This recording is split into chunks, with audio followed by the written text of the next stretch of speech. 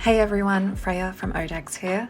So the dev stream for version 1.3 of Once Human was done this past Friday, which announced a ton of the new features and deviations for the new Way of Winter scenario. We wanted to go over some of those deviations that were announced using the OhDex deviations list, which will be going live over the next few days.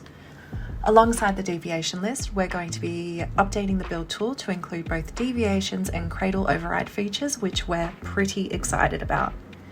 So, in total, there are 7 new deviations that are being released in Way of Winter. 3 of those are territory deviations, 3 are combat deviations, and 1 is a crafting deviation. First up, we have Eternal Sun, which is one of our 3 combat deviations. This deviation can participate in combat and has our usual 2 skills, being Designated Target and its Autonomous Attack. For Designated Target, Eternal Sun prioritizes targeting enemies in the direction you're facing. If there's no enemies in that direction, it'll target a nearby enemy instead. The Autonomous Attack of Eternal Sun is quite cool. It explodes every 3 seconds, and for a deviation of skill rating 3, the impact of this explosion is 60% blaze damage to nearby targets with a 15% chance of inflicting burn, which then causes the enemy's hit to take another 22.5% blaze damage.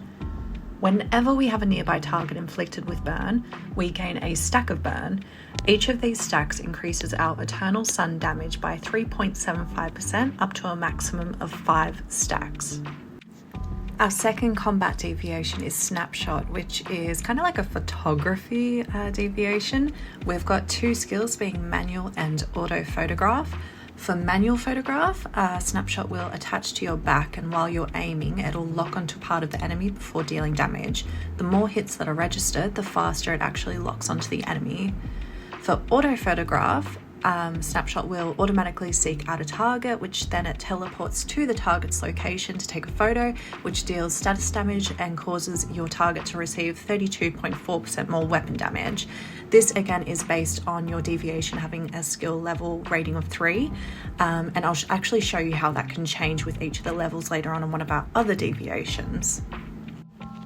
So for our final combat deviation, we have Winter Spirit. So it has the usual designated target and autonomous attack. For designated target, it will target enemies in the direction that you are facing. If there are no targets in that direction, it will then target a nearby enemy instead.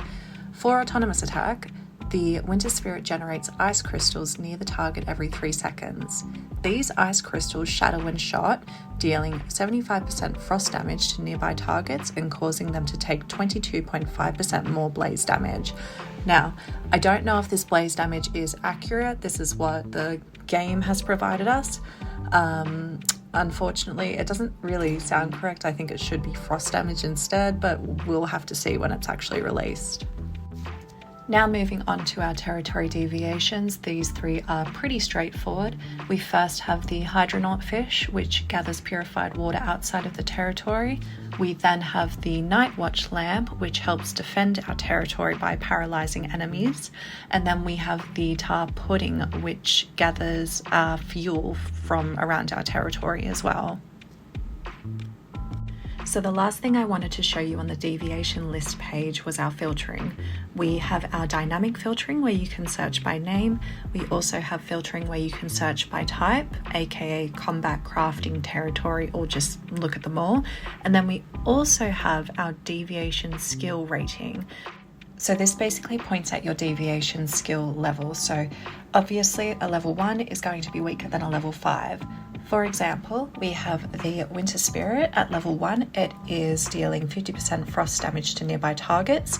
At level 2, it is dealing 62.5% frost damage to nearby targets.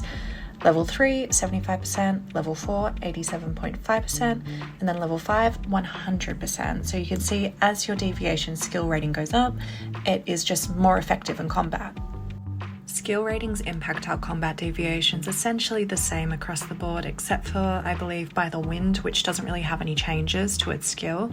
But yeah, basically you will see those percentages grow higher and higher every time we go up a skill rating level. We thought having this filtering of the skill level rating would be really useful for people, just so you could kind of compare and see whether it's worth actually getting a deviation. A lot of people I know like to try and farm them. There's quite a few people that buy them as well for quite a lot. So you can kind of see the differences between each of the levels using our website.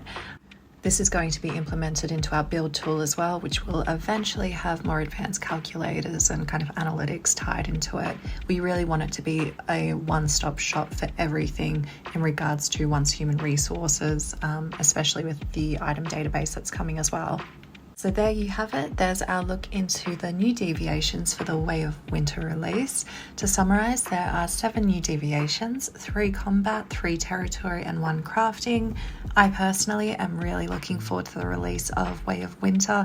Some of the mechanics look really cool, and from what I understand, the developers are working on any of those server lag issues, and they're taking on more feedback from a lot of the players of the game. So thank you for joining me today, and I'll see you in our next video when we do another update for the OhDex website and build tool.